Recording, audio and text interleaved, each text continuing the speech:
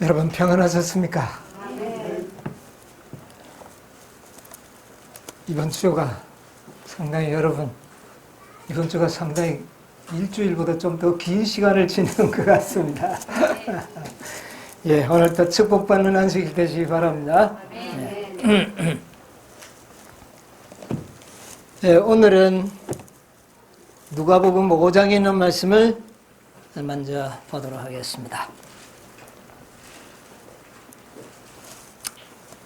누가복음 5장 36절로부터 있는 말씀입니다.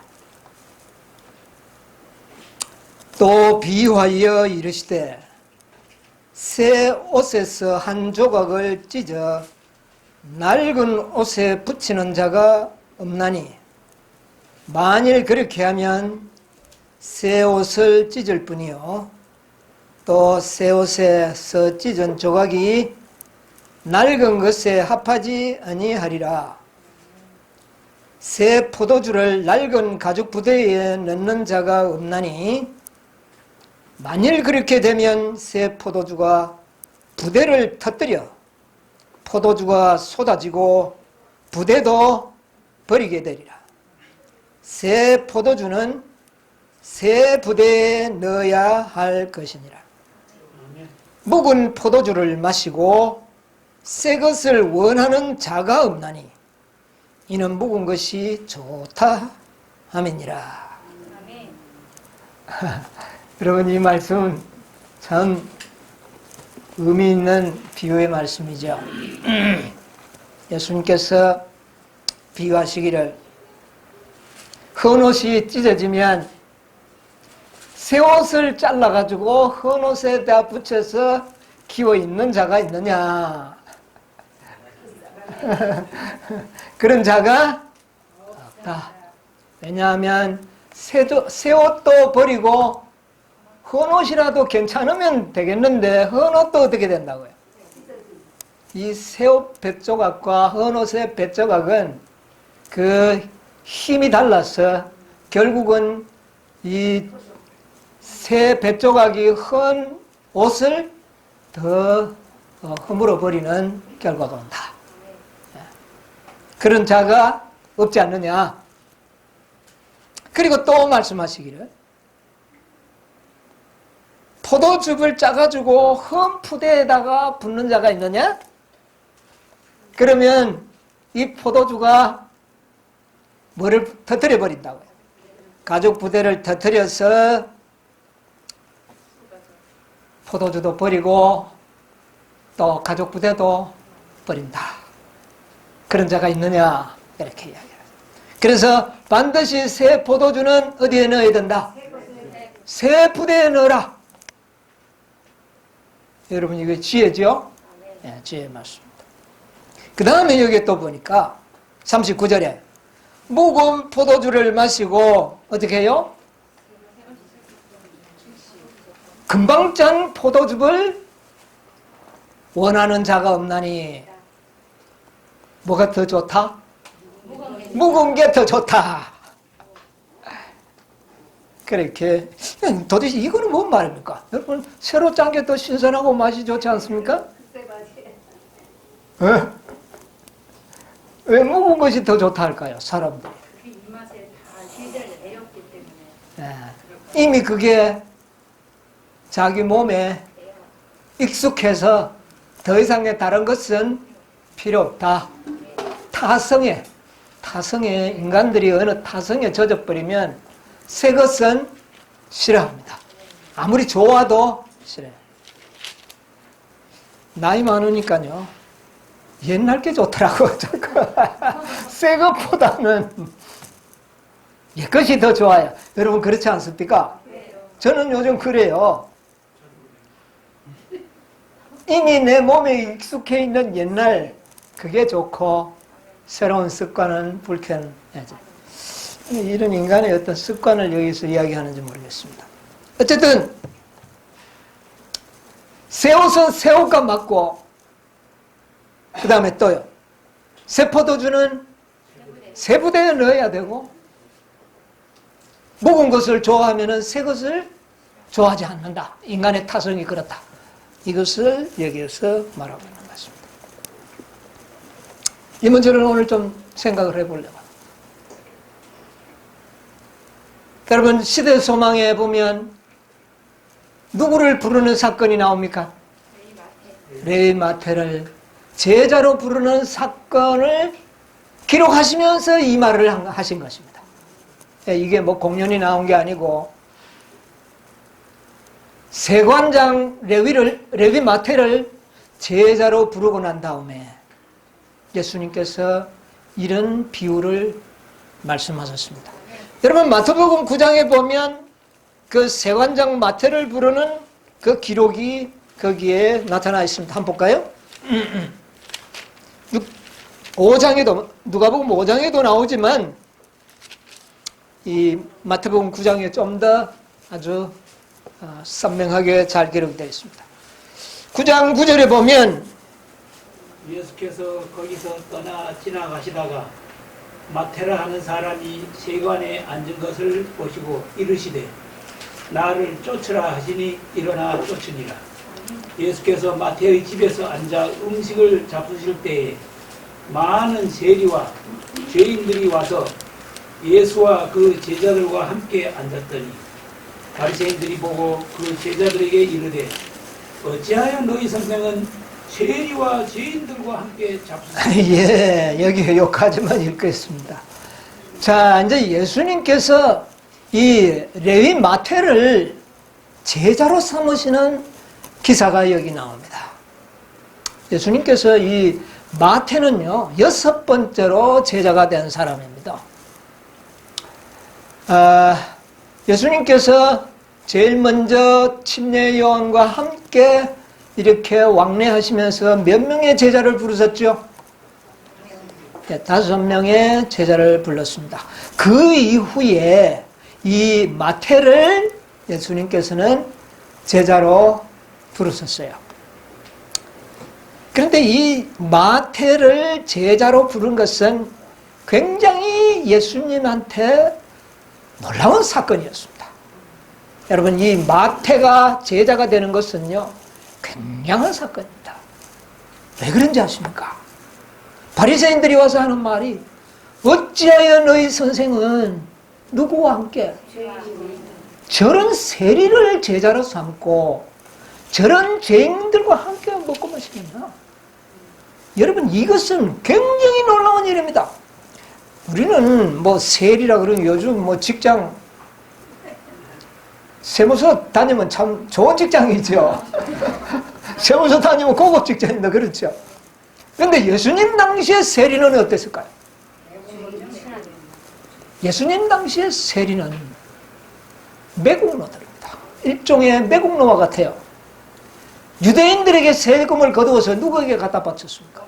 로마에게 갖다 바치고 착복하고, 그래서 얼마는 국가에 바치고 얼마는 자기가 주머니에 착복하는, 이거야말로 아주 국가적인 매국노요, 죄인 중에 죄인이요, 사기꾼으로 해서 이들은 구원받기에 거의 불가능한 죄인들로 낙인받은 사람들이 세리들입니다.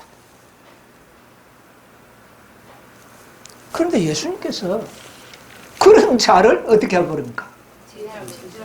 제자로 삼는 겁니다. 이것은 예수님의 명망에 아주 확실하게 흠을, 치명적인 어떤 문제점을 낳게 하는 그런 일을 예수님이 행하십니다. 왜 예수님이 이런 일을 했을까요? 연애신 가운데 보면 그렇게 기록을 해놨습니다. 그리고 그 세리가 베푸는 잔치에 예수님은 어떻게 합니까? 참여해서 먹고 마시고 계셨습니다. 그때의 바리새인들은 제자들을 불러내가 이야기합니다. 어찌 너희 선생은 죄인들과 함께 먹고 마시느냐? 여러분, 이 바리새인들이 그런 사상을 가지고 있었던 것을 누구도 가지고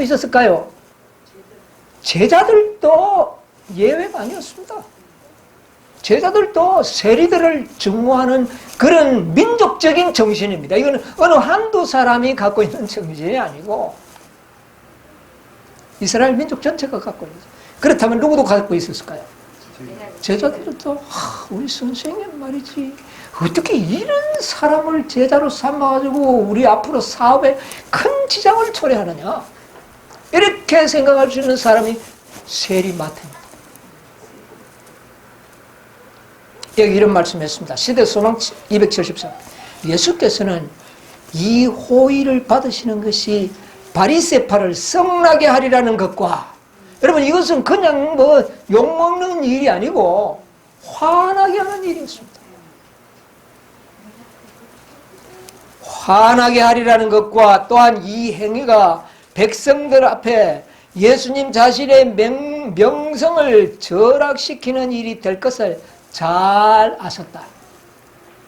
그런데 왜 그거 왜 하십니까? 여러분, 오늘날 엄청난 죄인이, 국가적으로 이름난 죄인이, 죄인들과 우리가 함께 먹고 마시면 우리를 어떻게 볼까요? 그런데 왜 그를 제자로 삼습니까? 예수님이 그걸 알면서도 어떻게 했다고요? 제자로 삼는 거예요.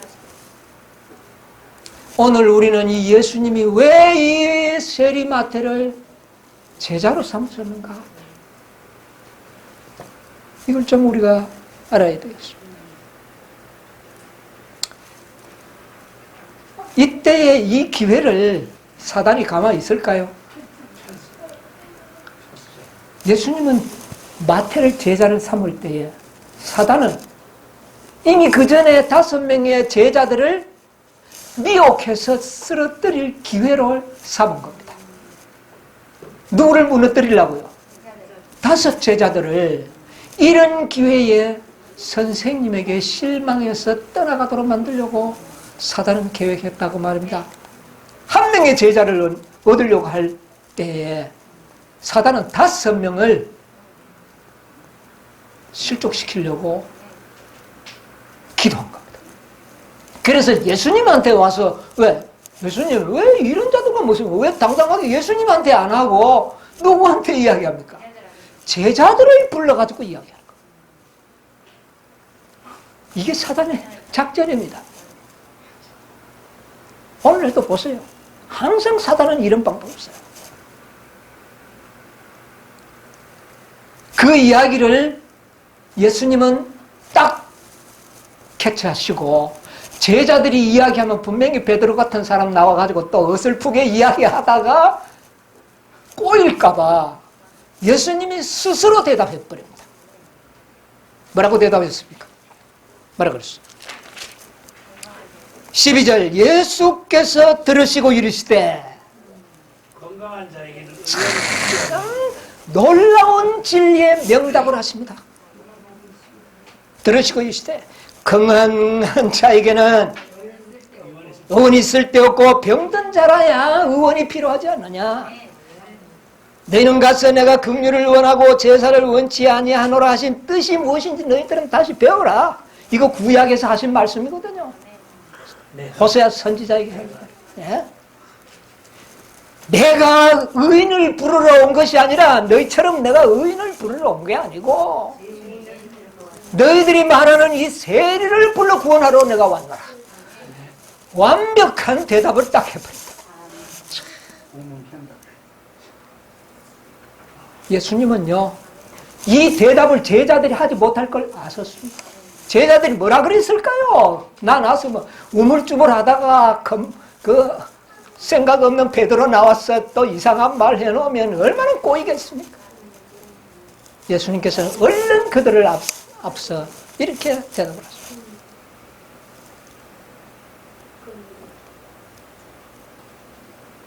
그러니까 바리새인들이 그 예수님의 제자를 넘어뜨리려고 하는 그 직접적인 시도가 실패를 끝나버렸습니다. 그러니까 이제는 누구를 이용합니까? 요한의 제자들을 이용합니다. 요한의 제자들. 자, 요한의 제자와 예수님의 제자들은 거의 이때는 서로 형제지간의 우위를 가지고 있는 굉장히 호의적인 그런 관계 속에 있었습니다. 그런데 지금 요한의 제자들은 예수님의 제자들보다는 영적 수준이 또 한 단계 조금 낮은 사람들이죠. 그렇죠? 그래서 그 요한의 제자들을 이야기합니다.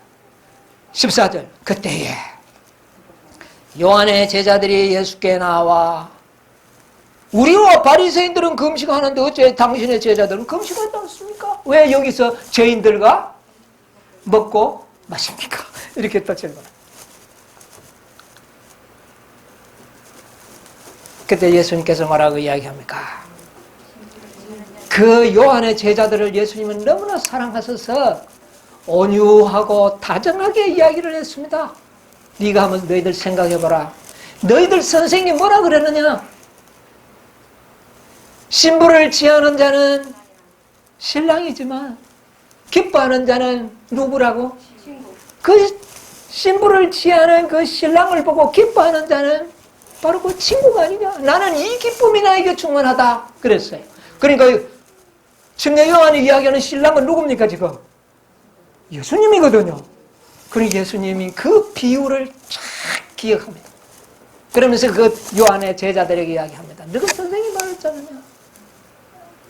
신랑이 혼인집에 신랑이 있는 동안에 손님들 보고 금식하라고 할 수 있느냐? 잔치집에 온 사람을 갖다가 금식하라고 할 수 있느냐? 그러나 신랑을 빼앗길 때가 오나니 그때에 금식하리라. 여러분 아무 때나 금식하는 게 아닙니다. 언제 금식한다고요? 신랑을 빼앗길 때 너희는 금식해야 된다. 여러분 아무 때나 금식하지 마십시오. 우리도 금식할 때는 뭐를 빼앗겼을 때요? 신랑을 빼앗길 때 금식하십시오. 여러분 개인적으로 우리는 신랑을 잊어버릴 때가 있습니다. 그때 금식해야 됩니다. 개인적으로 우리는 예수님을 잊어버릴 때가 있고 잃어버릴 때가 있습니다. 그때 우리는 뭐 해야 될까요? 금식. 개인적으로 금식. 단체적으로 금식할 때가 있습니다. 진리를 빼앗길 때. 여러분 우리 일요일 법령 나면 강제적으로 우리가 믿고 있는 진리를 빼앗길 위기가 처할 때에 우리는 뭐 해야 될까요? 그때 금식하게 될 겁니다. 그전에는 함부로 금식하지 마십시오. 누구와 함께 있기 때문에. 신랑과 함께 있을 때 우리는 금식하지 않습니다. 이 말씀을 하시고 난 다음에 이 비유를 하셨어요. 여기에 보니까 예수님께서 여러 가지를 말씀하셨는데 묵은 포도즙을 비유를 이때 하신 겁니다. 묵은 포도주를 먹는 자는 새 포도주를 좋아하지 않을 것이다. 그래서 새 포도주는 어디에 모아야 된다? 새 부대에 넣어야 된다. 그렇게 말씀을 하십니다. 여러분 예수님이 전하는 기별은 새 포도주입니다. 지금 예수님이 전하는 이 기별은 새 포도주예요. 그런데 이 포도주를 묵은 가죽부대, 묵은 가죽부대에 넣으면 묵은 가죽부대가 어떻게 돼버린다? 터져. 그러므로 어떤 부대를 찾는 겁니다? 새 부대를 찾는. 지금 제자를 찾는 것은 뭐를 찾는 겁니까? 새 부대를 찾는 거죠. 그럼 왜 예수님께서 그 예루살렘의 지도자들이 이 기별을 전하면 얼마나 좋겠습니까? 그런데 그들은 묵은 포도주에 취해가지고 새 포도주를 어떻게 해요? 좋아하지 않는 겁니다. 뭐를 먹고? 묵은 포도주에 취해가지고 새 포도주를 좋아하지 않아요. 그러니까 그런 흠 포도주를 먹고 그것을 좋아하는 그 흠 가죽 부대에다가 새 포도주를 넣으면 그 부대가 어떻게 된다? 터져서 가죽도 버리고 포도주도 버리고. 그러므로 새 포도주는 어디에 넣어야 된다? 새 포도 부대주에 넣어야 된다. 새 부대에 넣어야 된다.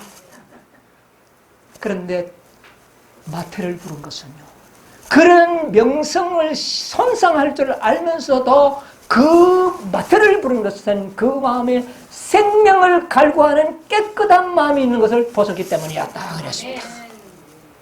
여러분, 그런 예수님 자신의 명성을 더럽혀가면서도 마태를 선택하고 죄인을 선택한 것은 그가 새 부대가 될 수 있었기 때문입니다. 사람들이 볼 때는 흉악한 죄인이었지만 예수님께서 보실 때는 그 마음 속에 신선한 마음이 있는 것을 보여줬다. 그건 누구만이 볼 수 있는, 예수님이 보실 수 있는 능력이었죠. 여러분, 우리는 마태보다 좀 나은 사람들입니까? 그런데 왜 우리를 불렀습니까?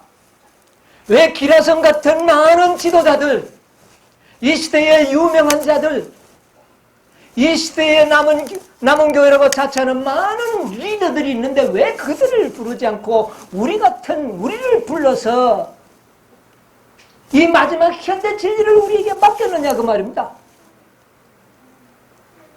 첫째는 그들이 뭐를 좋아하지 않기 때문에 새 포도주, 묵은 포도주에 젖었어.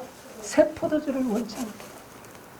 그런 부대에 이것을 담으면 부대도 찢어지고 포도즙도 버리기 때문에 그들을 택하지 않았습니다.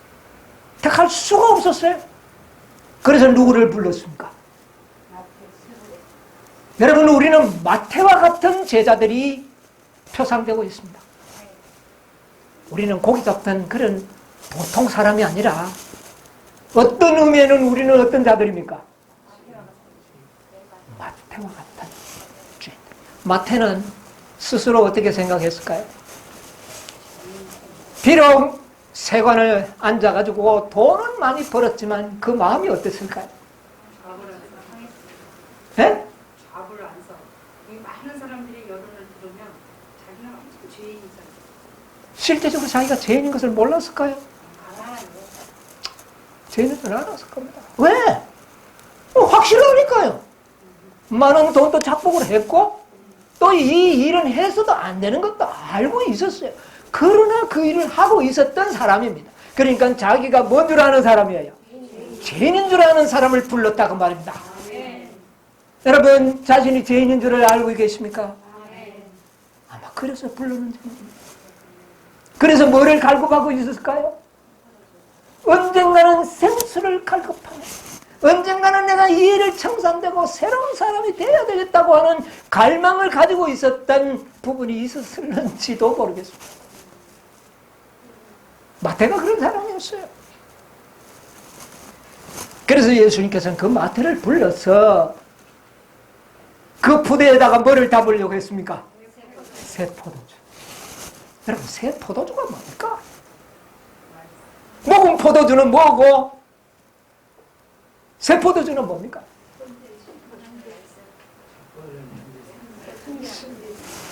새 포도주는 그렇죠, 그대로 현대주의입니다. 이 시대에 주어지는 최고의 현대주의.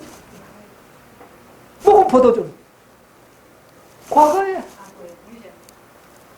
물론 유전도 있지만 진리와 유전이 막 섞여버린 옛진리. 여러분, 옛진리가 올라가면 인간의 생각과 타성이 섞입니다. 여러분, 옛진리들은 다 그런 것들. 그래서 여러분, 성경에 보면 새 것과 옛 것들을 많이 이야기하고 있습니다. 여러분, 레위기서 26장 10절을 한번 보세요. 레위기 26장 10절. 너희는 오래 두었던 묵은 곡식을 먹다가 새 곡식을 인하여 묵은 곡식을 치우게 될 것입니다. 뭐를 먹다가 뭐가 나오면은요, 여러분, 새 곡식이 나오기 전까지는 어쩔 수 없이 뭐를 먹어야 됩니까? 묵은 곡식을 먹습니다. 그러나 새 곡식이 나오면은 어떻게 할까요? 묵은 곡식을 치우고 뭐를 먹는 겁니까? 새 것을 먹는 것입니다. 여러분, 묵은 곡식은 뭡니까? 묵은 곡식이 뭐예요? 옛진리입니다. 옛진리. 옛진리가 믿고 있다고. 새로운 하나님의 빛이 나오면 그 빛을 어떻게 한다고요? 받아들여요. 하나님께서 이렇게 가르쳤습니다. 구약시대에도. 자, 예레미야에서 있는 말씀 하나 보겠습니다. 예레미야 4장 3절. 예레미야 4장 3절.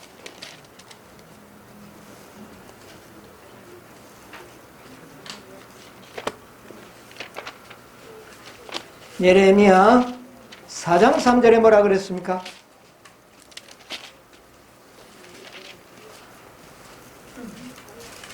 나 여호와가 유다와 예루살렘 사람에게 이같이 이르노라. 너희는 어떻게 해요? 묵은 땅을 갈고 가시 덤불 속에 뭐 하지 말라? 파종하지 말라. 자, 묵은 땅과 가시 덤불을 다 캐서 일구어 넣은 땅은 무슨 땅입니까? 새 땅. 그러니까 여기에는 무슨 땅과 무슨 땅이 나옵니까? 묵은 땅과 새 땅이 나옵니다. 여러분, 묵은 땅은 뭐가 자라나게 마련입니까? 땅을 기경하지 않고 놔놓으면 거기에 뭐가 자연적이 돋아납니까? 잡초와 가시나무. 잡초는 뭐 쉽게 하는데 뭐가 자라납니까? 반드시 가시나무가 자라납니다. 여러분, 옛진리가 오래되면 인간의 타성과 섞여서 거기에 뭐가 어떤 것들이 돋아나는지 아십니까? 인간의 유전들이 생겨납니다. 그럴 때가 되면 하나님께서는 뭐를 보낼까요? 현대진리를 보냅니다. 현대진리를 통하여 뭐를 하느냐면은 묵은 땅을 기경하는 겁니다. 그래서 묵은 땅을 무슨 땅으로 바꾸는 겁니까? 새 땅으로 바꾸는 겁니다. 그 일이 뭐가 한다고요? 현대진리. 여러분, 이 관계를 잘 좀 이해하시게 돼요. 자, 고린도전서 5장 7절에는요, 우리 잘 아는 말씀 있죠. 고린도전서 5장 7절. 너희의 사랑하는 것이 옳지 아니하도다. 적은 누룩이 온 덩어리에 퍼지는 것을 알지 못하느냐. 너희는 누룩 없는 자인데 새 덩어리가 되기 위하여 묵은 누룩을 내어버리라. 예. 새 덩어리가 되기 위해서는 묵은 누룩을 어떻게 해야 된다? 여기는 그러니까 새 누룩과 묵은 누룩이 나옵니다. 여러분, 이것도 똑같은 의미의 실물 교훈이고 비유입니다. 어떻게 해야 된다고요? 묵은 누룩은 내어버려. 예, 뭐 여기는 내어버리라고 이야기했는데 사실은 내어버리라는 표현도 맞지만은 이 묵은 누룩 자체는 뭐가 없습니까? 우리 빵 할 때 묵은 누룩은 뭐가 없습니까? 생명력이 없어져 버리잖아요. 생명력이 없어져. 그러니까 묵은 누룩 자체만은 쓸모가 없어져. 이때는 뭐를 만들까요? 반드시 새 누룩을 만드는, 그것이 현대진리라는 거예요. 그런데 현대진리를 묵은 누룩과 섞어서 잘 새 덩어리를 만드면 그 전부가 다 뭐가 되는 겁니까? 새 누룩이 되는 겁니다. 오늘날의 우리의 지혜가 여기에 있는 겁니다. 여러분, 마태를 택해서 이제는 이 제자들을 통하여 무슨 누룩을 만들려고 합니까? 새 누룩을 만들려고 하는 겁니다. 새 누룩. 그래서 이 새 누룩이 묵은 누룩에 들어가면 그 묵은 누룩들이 새 누룩으로 만들어주는 것이 항상 현대 진리의 목적이라고 말입니다. 이 일을 위하여 제자를 불러섰다고 말입니다. 예수님의 명성에 치명적인 어떤 오해를 받으시면서도 그렇게 했다는 것이죠. 그들이 바로 오늘날은 누굽니까? 우리들이라는 겁니다. 여러분, 우리가 지금 이 시대에 누구의 제자들입니까? 예수님의 제자. 그런데 그 중에 대표적인 제자 중에도 누구를 대표합니까? 마태. 우리가 마태라고. 시대적으로 사람들의 웃음거리밖에 안 될 인간들입니다. 우리가 존재했습니까?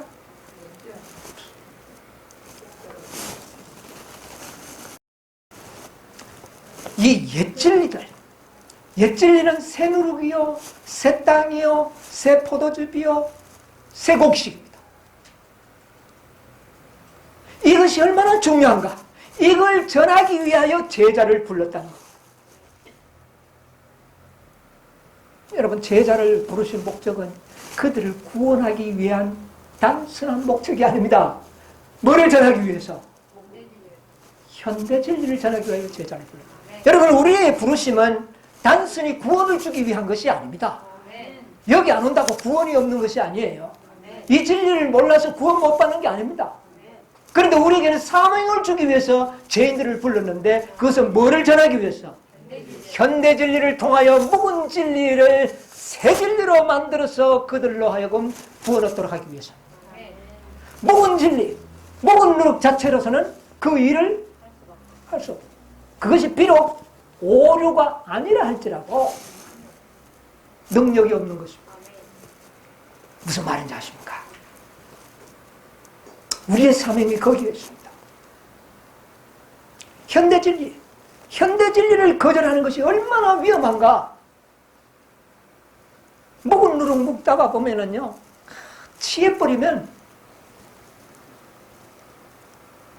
1888년에도 너희들이 전하는 진리가 뭐냐? 믿음으로 말하면 칭이다. 그거 우리 다 아는데. 묵은 누룩에 취해가 있어버렸어요.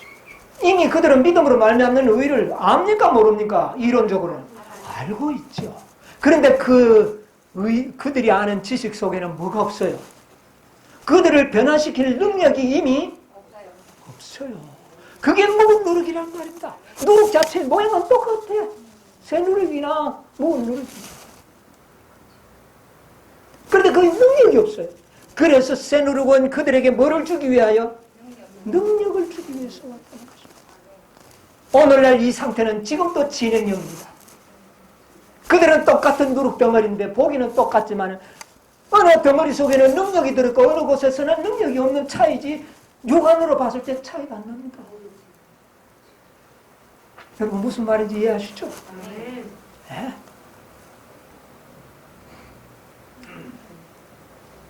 마틴 루터가 전하는 기별은 그 시대에 뭐였습니까? 현대진리였습니다. 첫째 천사와 둘째 천사, 셋째 천사는 그 시대에 전하는 뭐였습니까? 현대진리였습니다. 그것을 거절했던 교회들은 다, 여러분, 묵은 누룩이 오래 가면 무슨 누룩이 됩니까? 괴악한 누룩이 됩니다. 괴악한 누룩. 곰팡이가 푸른 곰팡이가 피는 그것이 바벨론이에요. 1888년에 와그노와 전술을 통하여 넷째 천사의 기별을 전할 때 그것은 무슨 누룩이었습니까? 새 누룩이었습니다. 사람을 변화시키는 그 능력을 상실해버린 그 복음 속에 뭐를 갖다 넣기 위해서? 능력을 넣기 위하여 새 누룩이 왔던 겁니다. 그런데 그들은 그것을 묵은 누룩에 취해서 좋다, 우리는 다 알고 있다. 여러분, 이것이 지금도 현재 진행형입니다. 현재 진행. 이제 하나님께서 마지막으로 이 땅에 보내는 누룩, 새 누룩, 다섯 번째에 천사의 기별이 지금 퍼지고 있는 것입니다. 그런데 이 기별은 바로 과거에 있던 기별을 어떻게 한다고요? 새롭게 하는 것입니다. 새롭게 하는 것입니다.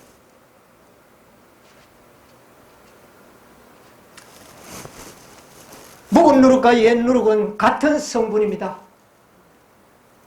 모양도 같습니다. 만든 과정도 똑같았습니다. 그러나 하나는 능력이 없고 하나는 능력이 있습니다. 여러분, 이 새 누룩은 언제나 새 포도주는 새로운 신선한 생명력을 주는 것입니다. 그 다음에 새 곡식은 더 윤기가 나고 기름진 곡식이죠. 무슨 곡식보다는? 묵은 곡식보다. 여러분, 새 곡식을 금방 찧어서 밥을 해보세요. 기름이 잘 흐르고. 자, 묵은 땅과 새 땅. 묵은 땅은 땅인데 가시들이 자라고 자랍니다. 열매를 생산하기에 불가능한 그런 땅이에요. 새 땅이 돼요. 그래서 이 현대 진리는 묵은 땅을 새 땅으로 만드는 그런 기별입니다. 마지막으로 새 누룩, 변화시키는 농약. 그래서 영겁법, 구약과 신약의 묵은 것과 새 것을 이렇게 적절하게 이야기하는 가운데서 바로 이 마태를 부르면서 예수님께서는 묵은 포도주와 새 포도주를 이야기한 것입니다. 그러면 묵은 포도주와 새 포도주의 차이점이 뭐냐? 새 것이 아니라는 것입니다.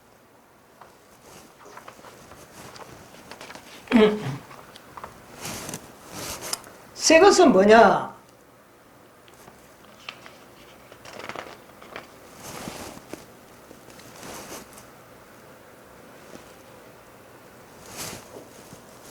묵은 포도주에 대한 관련된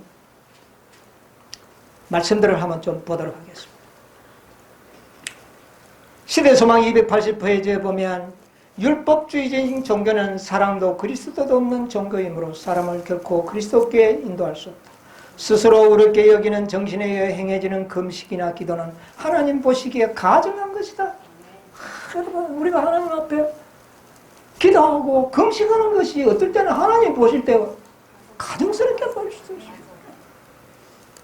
엄숙한 집회, 종교적인 의식의 반복, 외연적인 겸손. 여러분, 겸손하는 이것도 하나님 앞에 가증스러울 때가 있어요.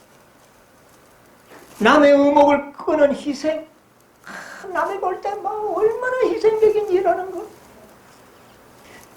그리고 하나님 앞에 드리는 제사 등은 이런 일을 행하는 자들은 자신을 어렵고 하늘에 들어갈 자격이 있는 것으로 간주한다고 그들은 써냈다. 그것이 그 당시에는 뭡니까? 그게 묵은 포도주. 그것은 완전한 기만이다. 그런데 이 말을 280페이지는 이 시대에 적용을 합니다. 어떤 자에게 적용했는지 볼까요? 그리스도 시대와 같이 오늘날도 그러하다. 그리스도의 시대도 그랬는데 오늘날도 그러하다. 그런데 그들이 누구냐? 바리새인들은 그들의 영적 결핍을 알지 못한다.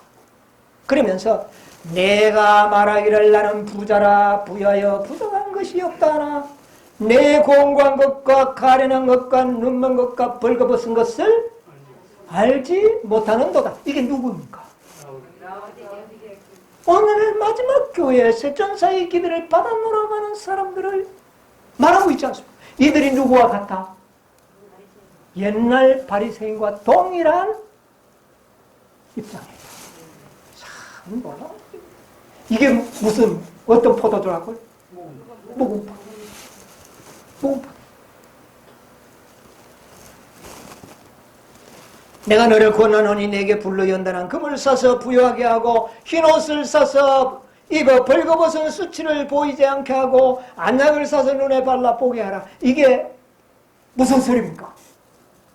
이게 무슨 소리예요? 이게 새 포도주. 그런데 이 새 포도주를 어떻게 했습니까? 우리 다 그 아는 건데 그렇게 거절해버렸습니다. 묵은 포도주에 취하면 새 포도주를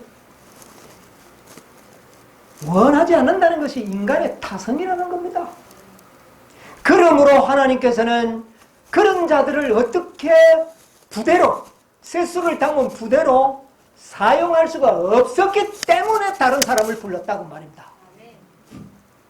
그들이 오늘날 누구들이겠습니까? 그들의 특징은 자기 스스로가 이런 타성에 빠지지 않고 자기 자신이 심히 가난하다는 것을 깨닫는 자들이라는 거죠. 깨닫는 자들. 이제 가만 보니까 하나님께서 왜 나를 오늘 이 자리까지 불렀는지 이제 생각하니까 참 하나님의 은혜로 제 나이를 살아오면서 한 번도 나는 대단한 사람이라고 나는 생각하지 않고 지금까지 내가 깨닫는 진리는 나로 하여금 항상 하나님 앞에 나는 죄인이라는 것을 가르쳐주는 진리 속에 제가 살아왔어요. 이게 하나님의 은혜가 아니고 뭐겠습니까? 그래서 주님께서 나에게 또한 여러분에게 뭐를 주신 것입니까?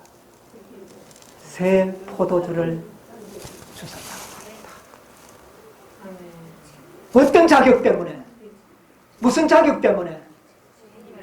나는 죄인이로다 쏘이다 하는 것을 알고 있었기 때문에 이런 부대를 새 포도주를 담는 부대로 썼었구나 하는 것을 이번에 깊이 깨닫게 됐습니다. 아멘.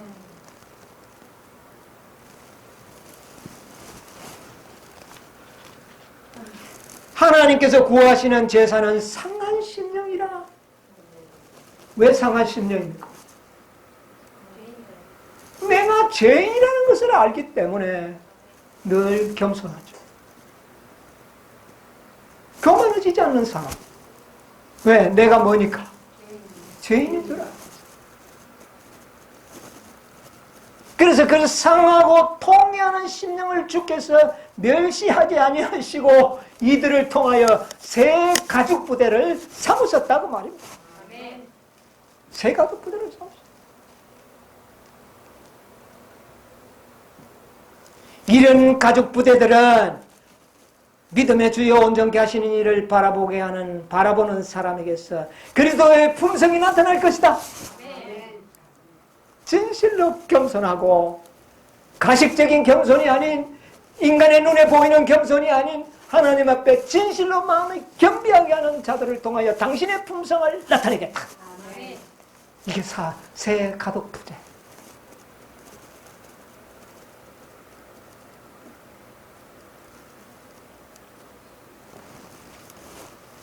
예레미야가 보는 묵은 땅에 씨를 뿌리지 말라고 하는 이 말은 회개하지 않는 자들을 위하여 매우 열렬히 노력하였다. 예레미야는 그는 호소하기를 너희 묵은 땅을 갈고 가시던 불 속에 파송하지 말라. 묵은 땅을 어떻게 하라? 갈아라. 이게 바로 현대진리의 기별입니다. 여러분, 현대진리의 기별은 이 진리를 깨달을 때 깊은 회개를 하도록 만들어주는 겁니다. 깊은 회개를 통하여 묵은 땅이 뭐로 만들어집니까? 새 땅으로 만들어지는 겁니다. 이때에 거기에 뭐를 부을까요? 새 포도주를 담는다고 말입니다.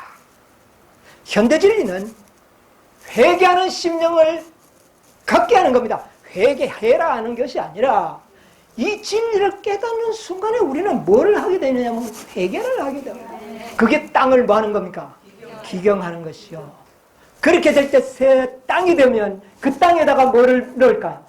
곡식을 뿌리는데 그게 바로 새수를 붓는 것이라고. 이런 관계를 가르쳐 주는 겁니다.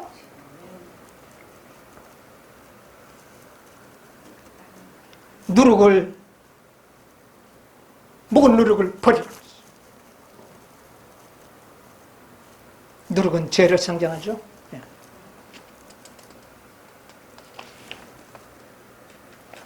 자, 여기 보세요. 예수께서는, 이것은 시대의 소망 279페이지에 있는 말입니다. 예수께서는 거짓 교훈의 능력이 진리에 대한 인식과 그것에 대한 욕망을 파괴시킨다고 지적하셨다. 자, 거짓 교훈의 능력이, 이것은 뭡니까? 이건 뭐예요? 거짓 교훈.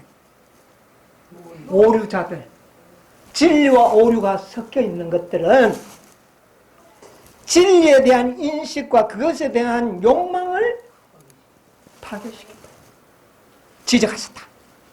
주님께서는 묵은 누룩을 마시고 새 것을 원하는 자가 없나니 이는 묵은 것이 좋다 하니라. 고하셨다. 여러분, 묵은 누룩은요, 가시 덩굴이 그대로 나 있는 상태입니다. 이것은 오늘 우리 교장 선생님 이야기했죠. 증언의 말씀을 쓰라 하는, 싫어하고 무력하게 만들려고 하는 사람들의 마음에 숨겨진 뭐가 있다고요?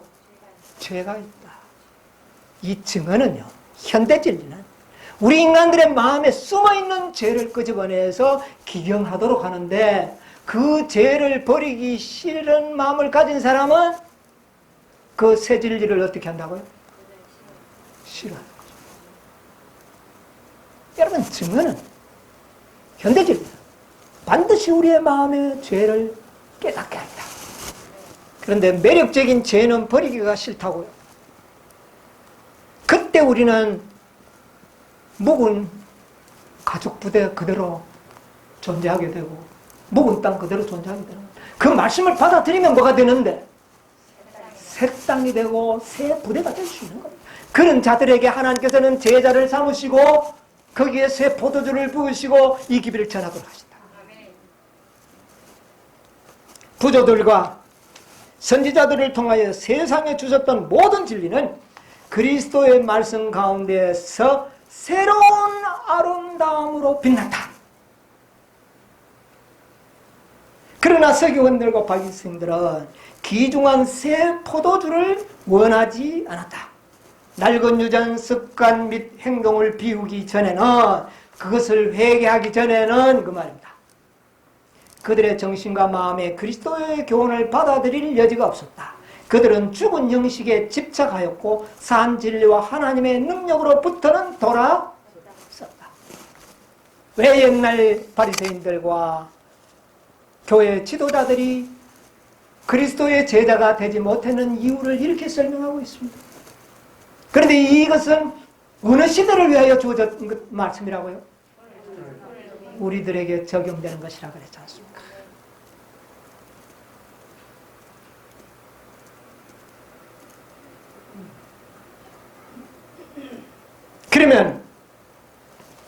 그러면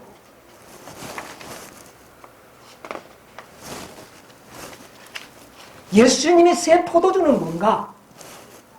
시대소망 279페이지 잘 들어보세요. 그리스도의 교훈이 비록 새 포도주로 표상되기는 하였지만 그것은 새로운 교리가 아니라 태초부터 가르쳤었던 교훈의 계시다.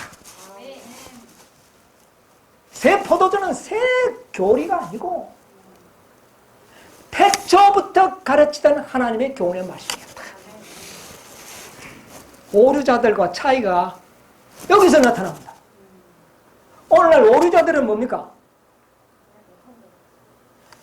태초부터 있던 진리를 어느 무엇을 하나 허물고 새로운 것을 올려놓죠. 이것은 오류입니다.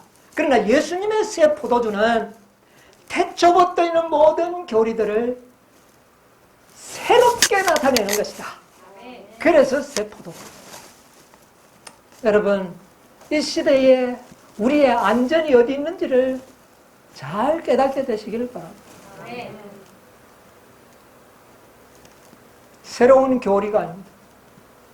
여러분, 오늘날 우리가 전하고 있는 교리가 새로운 교리가 있나요? 하나도.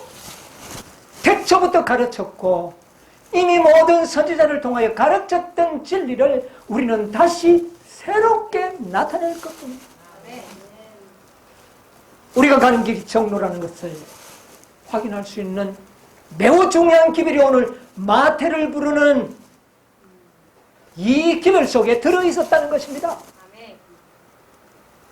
새 포도주는 새로운 교리가 아니라 지금까지 믿고 있던 교리를 헐어버리는 것이 아니라 새롭게 하는 것입니다. 279페이지에 분명히 그 말이에요. 지난 안식일에도 제가 말씀을 드렸습니다. 하나님의 이거는 증언복음 1권 166페이지. 그들의 영향은, 거짓 오류들을 전하는 영향연들은 보세요. 오류자들은 하나님의 종들이 세워놓은 것을 뭐 해버리고? 헐어버리고 흩어버린다. 새로운 것을 보고 믿기를 좋아하는 들떠 어떤 마음의 소유자들이 계속적으로 끊이지 않고 여기저기서 일어나고 있는데 그들은 원수를 위하여 특별한 사업을 하면서도 진리를 가지고 있다고 주장한다.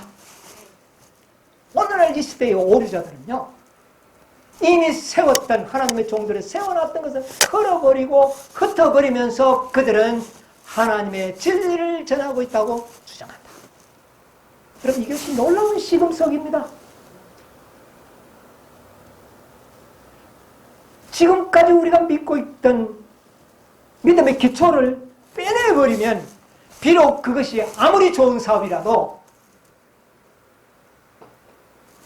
그것은 원수의 편에서 일을 하고 있는 거죠. 훌륭한 일을 하는 것 사실입니다. 훌륭한 봉사를 합니다. 그러나 마태를 제자로 부르신 목적이 어디에 있었습니까? 무슨 진리를 전하기 위해서? 예수님 자신의 명성을 욕을 먹으면서까지도 마태를 불렀던 것은 현대 진리를 전하기 위하여 부른 것이지 단순한 봉사사업 하기 위하여 부른 것이 아니었다는 거죠. 여러분, 무슨 말인지 이해하십니까? 그 사업이 나빠서가 아니라 우리를 부르신 목적이 무엇인지를 잊어버리면 안 된다는 것입니다. 우리는 레위 마태와 같이 부름을 받은 사람들이에요. 우리를 부르신 목적이 뭐냐고 말해요. 베드로는 그것을 잘 알고 있었습니다. 베드로는 그것을 잊지 않았어요. 여러분, 우리 사도행전에 있는 말씀을 하나 보도록 하겠습니다. 사도행전 6장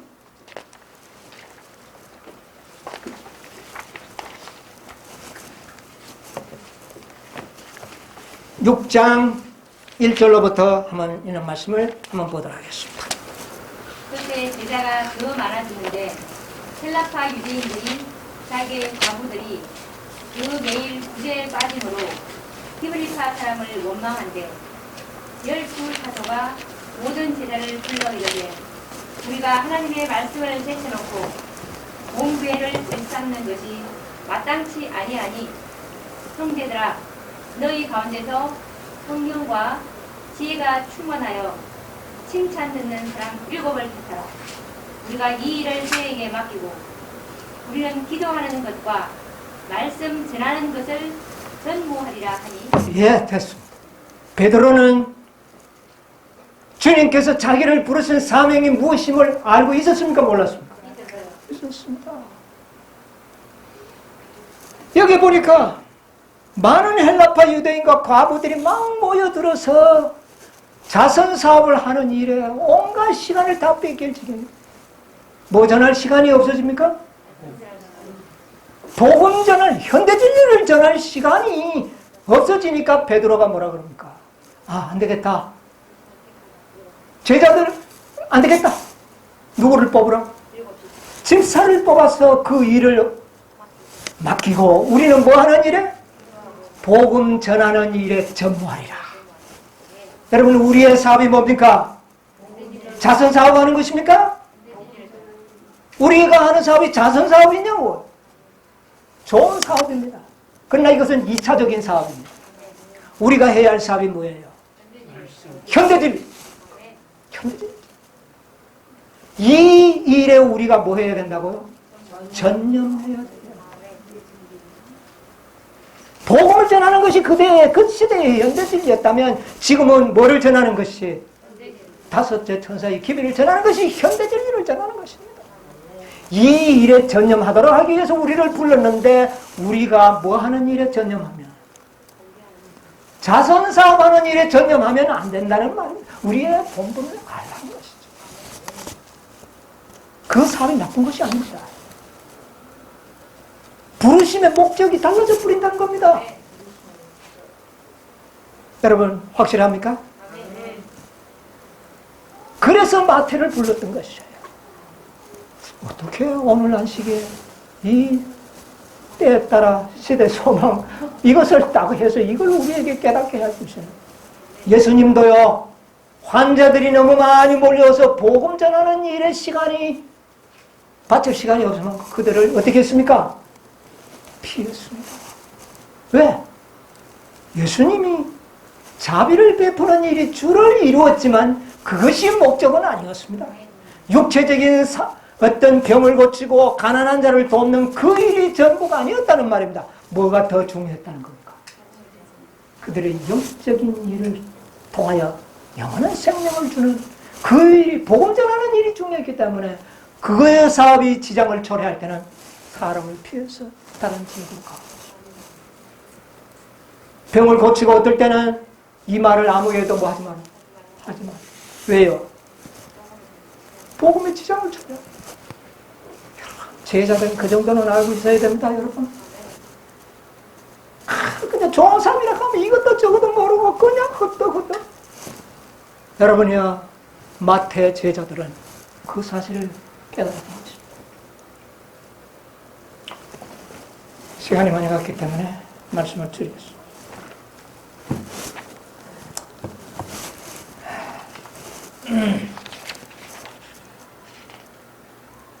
여러분, 묵은 땅요 참 중요합니다. 묵은 땅. 예수님의 비유 가운데 보니까 묵은 땅에 뭐가 감춰져 있었습니까? 여러분, 이게 무관하지 않아요. 새 진리를 받았다고 묵은 진리 내버리면 안 됩니다. 신약 성경 믿는다고 구약 성경 무시하면 안 되고, 복음이 좋다고 율법 무시하면 안 되는 겁니다. 묵은 땅에 뭐가 감춰 있는데요?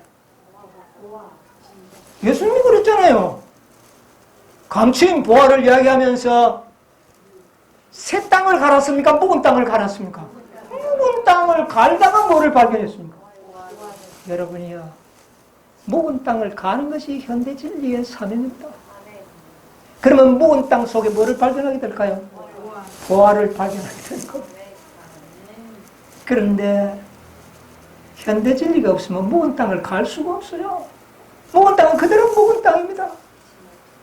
그래서 오늘날에 이슬람 교회가 나왔고, 유대교회가 있고, 천주교회가 있고, 개신교회가 있고, 재림교회가 있는 겁니다. 뭐를 거절하니까? 현대 진리를 거절하다 보니까 묵은 진리 그대로 가는 것이에요. 여러분, 우리는 이 현대 진리를 통하여 저 모세오경 속에 들어있는 보화를 찾아내야 되고, 구약 성경 속의 선지서 속에서 보화를 찾아냅니다. 그것이 우리의 삶. 그것을 찾도록 하기 위해 이 시대에 누구를 보내주셨다고? 증언을 보내주신 것입니다. 그게 현대 진리. 여러분, 현대 진리만 우리가 확고하게 뿌리를 내리고 확신을 가지고 있다면 결코 흔들리지 않는 것입니다. 현대 진리에 확고해 있어요. 증언의 말씀에 다 나와 있어요. 우리는 이런 모든 말씀들을 통하여 우리는 정로를 갈 수 있게 된 것입니다. 좌우로 치우치지 않도록 하기 위해 증언의 말씀을 주셨습니다. 여러분, 우리는 새 포도주가 새로운 교리가 아닌 옛 진리를 새롭게 하는 그런 말씀이라는 사실을 기억하시기 바랍니다. 여러분, 우리의 부르심에 합당한 사명을 잊지 아니하시고, 우리가 받은 이 새 포도주, 현대 진리를 전연하는 일에, 전파하는 일에 전념하시는, 전무하시는 여러분과 제가 되기를 간절히 바라면서 말씀을 마치겠습니다.